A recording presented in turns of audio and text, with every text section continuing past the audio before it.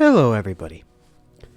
So I wanted to do a short little video here on some ideas that I've explored quite a bit on this channel already, but there's still so much more to be said for it. And of course,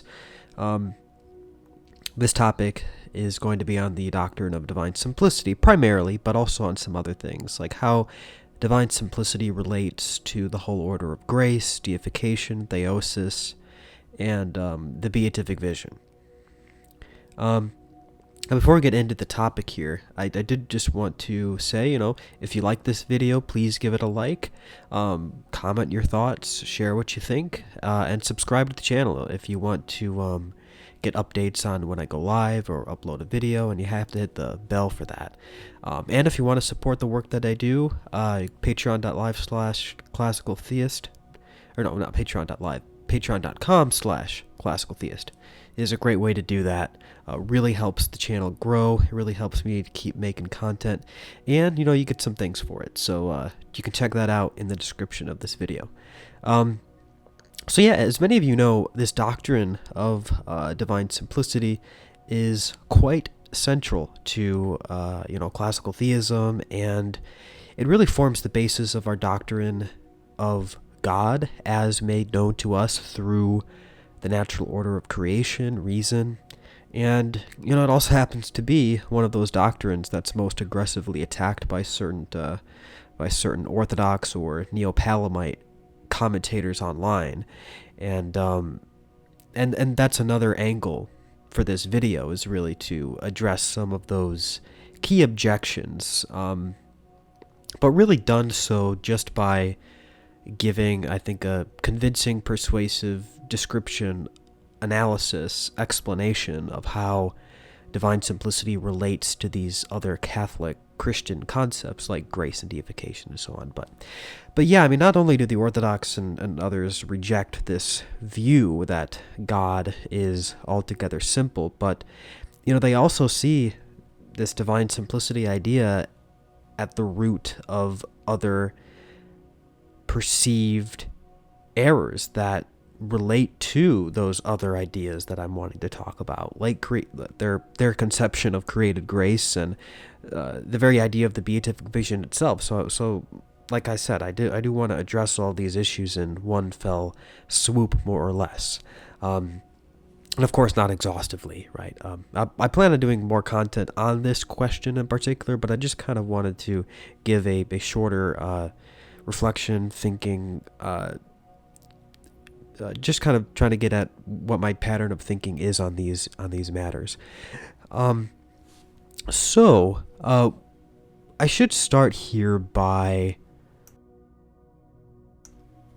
posing the question of what divine simplicity even has to do with deification or theosis in the first place. Well, of course, what is deification then, and what is required for the true and authentic deification of the human soul? Well, by deification, we're really just talking about what St. Peter refers to as like the state of the blessed, heaven, whereby the justified soul becomes a partaker of the divine nature, to use his terminology.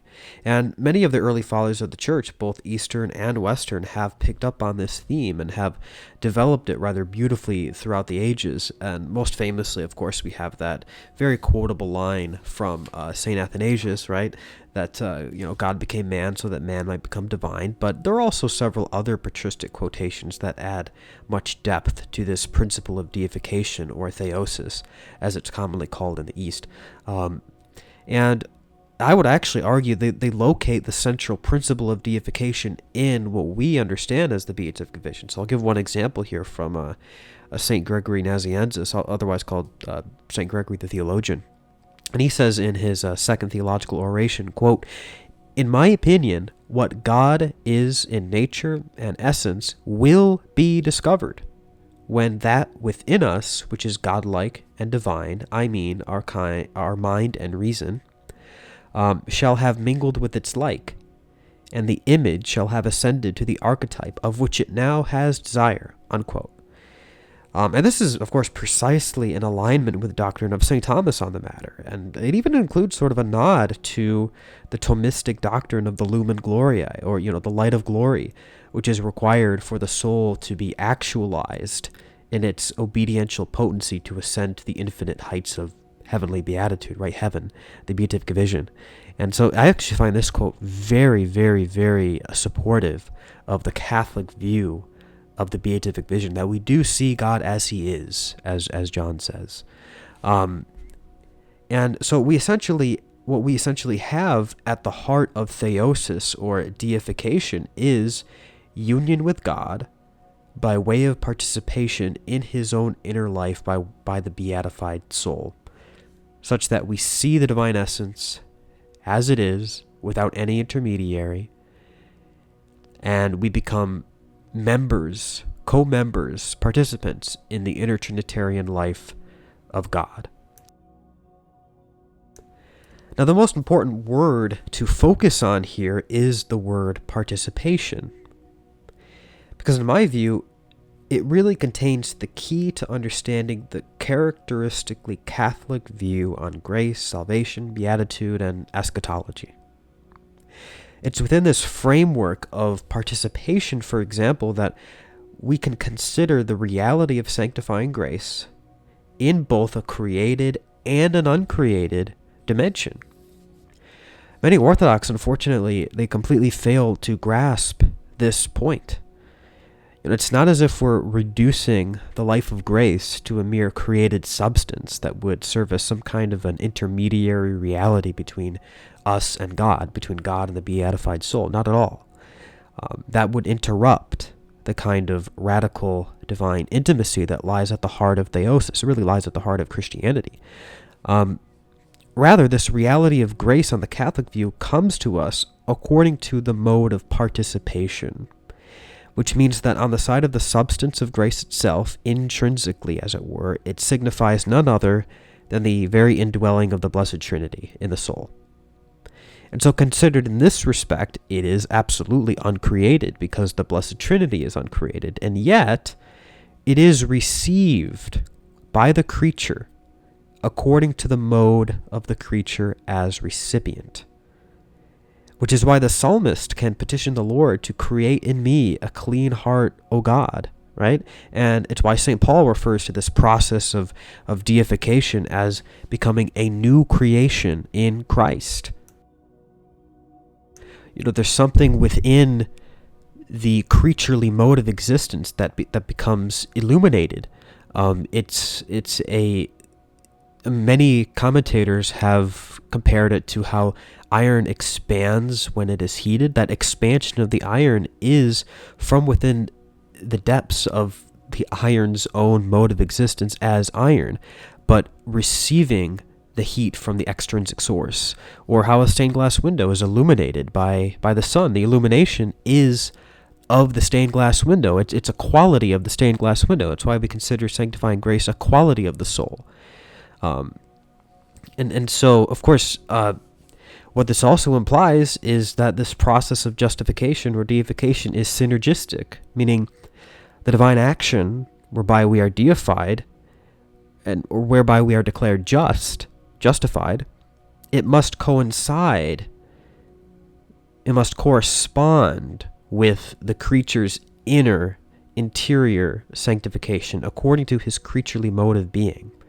At no point in this process can there be any disconnect between the divine deifying energy and the creaturely operation of the deified soul. The miracle of grace is accomplished precisely in the harmonious synergy between the divine and the human operations, interacting with each other, beginning, of course, with God's bestowal of deifying grace as an uncreated operation, and yet operating in and through the creature's own native mode of operation.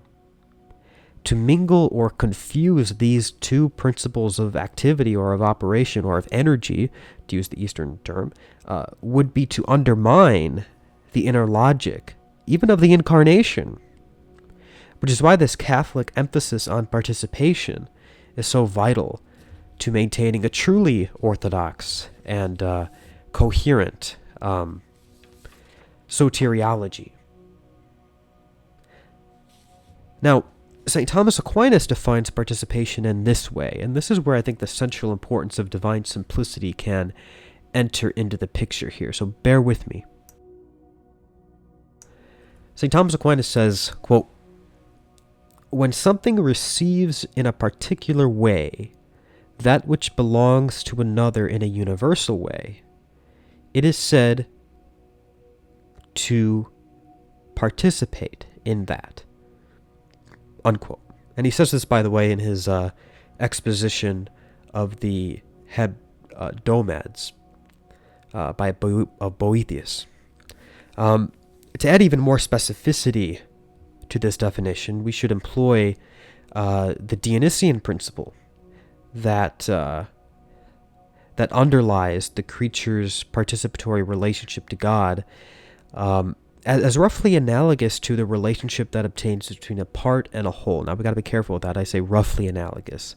But Dionysius, he says, quote, "What is superior among beings is compared to what is inferior as a whole to part, insofar as the superior has perfectly and completely what the inferior has imperfectly and particularly." So that's the narrow scope within which we're making the comparison, right? Obviously, God is not, the whole point of divine simplicity is that God is not made of parts, but that's how the participation relationship works. What is superior among beings is compared to what is inferior as whole to part, insofar as the superior has perfectly and completely what the inferior has imperfectly and particularly. So that's the precise scope for this. So essentially what we have playing out here in this dynamic is a higher reality, a nobler reality that can be considered the source or principle of a lower reality's perfection. And this higher reality is giving to that lower reality a certain share or participation in that higher reality's own perfection, without that higher reality in any way losing the splendor or nobility of its complete perfection by any diminution or fragmentation or anything like that. And of course, the key here is that because this relationship is inextricably linked to the higher and lower dynamic, when we apply this relationship to the relation between God and the deified soul, by logical necessity, we basically have to maximize what characterizes the role of the higher reality in this relationship. Namely, the ability to be the principle of another's perfection without losing the completeness of its own perfection in any way. So, therefore, as a result of all this, because God is infinite and absolutely perfect and unlimited, the ability to give of himself without being lessened or fragmented in any way must likewise be infinite and absolutely perfect and complete. So this ability in God has to be perfect and complete and absolute. So what dimension, therefore, of the divinity can be most credited with safeguarding this, according to our way of thinking? Well, it would have to be his simplicity. It's precisely because the divinity is not broken up into distinct constitutive principles that everything he does as God is done with all that he is. And therefore, when he gives of himself to creatures, when he bestows grace to creatures, he, more than any other reality, can retain his wholeness, retain the fullness of his own perfection, even while being participated in by those creatures that receive his presence or his grace or his gift of existence even. And that's because he is the entirety of his divine substance. His substance isn't received in this or that aspect of the divinity, but rather he is his very own substance, whole and entire. And this is safeguarded by the fact that he is not composed of any parts, physical or metaphysical. And each of his divine activities is none other than the unified activity of his whole being, of his whole divinity, poured out and shared among the divine persons. And that really is the crux of what simplicity is getting at. That's the crux of what divine simplicity is getting at. As St. John Damascene says, quoting Dionysius, quote, "All of the divine names are to be taken as applying in common in the same manner, simply, indivisibly, and unitedly to the whole Godhead." Unquote. Now, if that isn't divine simplicity, then I don't know what we're talking about. And so, it is not only because of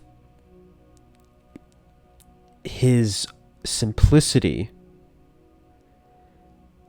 or rather I should say, it's not only because of this specific understanding of his simplicity. In other words, it's not just because we understand all of these different divine names as applying to the whole Godhead, that we can have a better and more robust understanding of his relationship to us vis-a-vis grace. What we're really getting at when we're talking about divine simplicity within the context of this discussion, in other words, what underlies the perfection of simplicity in God, is because God is, in all that he is, everything that he is. That really is the core of what divine simplicity is really trying to communicate about the absolute perfection that God has within himself. That in everything that he is, God is in all that he is. Like, he is his own divine substance. And it's because of this, it's because of what really underlies the divine simplicity in that formula, that he's able to be fully and completely present to each one of us in a completely undivided way. Okay, this is how two different souls can receive his deifying grace without one receiving more of the divinity than the other. They both receive the fullness of who God is, and this is only made possible because whenever one engages with God, they're really engaging with him in the entire fullness of the divinity, not just with this or that attribute or this or that energy. They're engaging with the fullness of who he is in all that he is, because God is, in all that he is, everything that he is. That's the hallmark of divine simplicity. And it's for this reason that God can therefore give each saint his undivided attention, as it were, precisely because he is all that he is in this perfectly simple unity. The only difference is the fact that some saints receive him according to a higher degree of glory, which is due to their capacity to receive the fullness of divine presence. It's due to the charity that's in their soul. But again, they are still receiving God in all that he is. This is why there's no envy in heaven. This is the basis for a fundamental equality among the glory of the saints, which underlies the diversity among the heavenly mansions. This is how we have fundamental unity and multiplicity. This is really also what underlies the consubstantiality of the divine persons. Okay, the reason why the Father is not greater than the Son, and the Son is not lesser than the Father, why the Holy Spirit is not lesser than both, is because in all that they are, in all that they do, they are everything that God is in all that he is. And that's because of the divine simplicity. It's because of the divine simplicity that the persons don't constitute parts of the divinity that could therefore be compared with one another according to greater or lesser nobility. It would be very easy for us to think of the Father as greater than the Son because he's the source of the Son's hypostatic existence. He's the source of the Son's hypostasis. And so if we didn't have the doctrine of divine simplicity, we would have to understand this relationship in terms of parts and wholes, okay? That these three persons make up the divinity and that one part is more fundamental than the other part. But that's not it, because each of the divine person is the fullness of who God is in all that he is. And it's that which serves as the foundation for the equality in majesty among the divine persons. And therefore it also serves as the foundation for the equality, the fundamental equality among the saints. And that each saint can receive the fullness of who God is, and the only difference is that it is their creaturely capacity to receive him. And so this really is the key to safeguarding not only monotheism, but even Trinitarian theology, and as I've shown, I hope in this video, a truly Christian metaphysical understanding of what theosis really consists in. You know, and again, I've also, not just with divine simplicity, but also with our understanding of synergy, the synergistic relationship between the creator and the creature in the life of grace. That grace is uncreated and uncreated. That grace is uncreated and created, just from different vantage points. And if you lose sight of that, then I think you really run the risk of blurring the distinction between creature and creator. And that can play itself out in two ways. I mean, it can take a pantheistic route, or it can take a route where we lose sight of the participatory nature of our relationship to God, and we lose, by doing that, the radical divine intimacy that we're able to have through a truly participatory relationship. And I think the Catholic tradition on these questions helps to bring about a soteriology that is the most satisfying and the most intellectually coherent. Because it's only in this soteriology that we're able to receive the fullness of who God is in all that he is, without sacrificing a truly creaturely way of receiving this divine presence and this divine grace and this divine glory. So we are truly being deified as creatures. So there's no dimension to our humanity that has to be just replaced by a divine operation within us. No, it's the divine operation that does truly operate within us, but everything that we are becomes synergistically harmonized with that divine operation within the life of the soul. And so, that's kind of all I have on this topic right now. Like I said, I would like to explore this topic in a little bit more depth in the future. But I hope this was helpful. If you found it helpful, if you liked the video, please give it a like. It really helps the channel grow. And if you have any thoughts, comments, suggestions, objections, feel free to leave a comment, and I try to interact pretty well with the comments that I receive. And again, just one last little push here: if you do want to support my work, help me keep doing what I'm doing, help me to keep uploading regular content, Patreon is a great way to do that. I just have 2 tiers.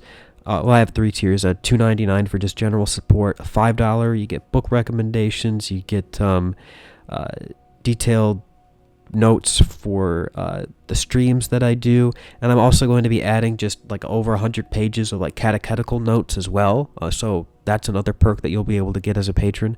And at the $10 level, if there's you get all of that plus, well, you also get in the $5 level Q&A access. So if you want to ask a question or anything theologically related, I'm just available to you. And also at the $10 level, you get all of that plus video requests, video and stream requests. So that's pretty cool. And you get one of those per month subscribed. So again, just making a last advertisement on that. If you would like to support the work that I do, that's a great way to do it. God bless you. See you later.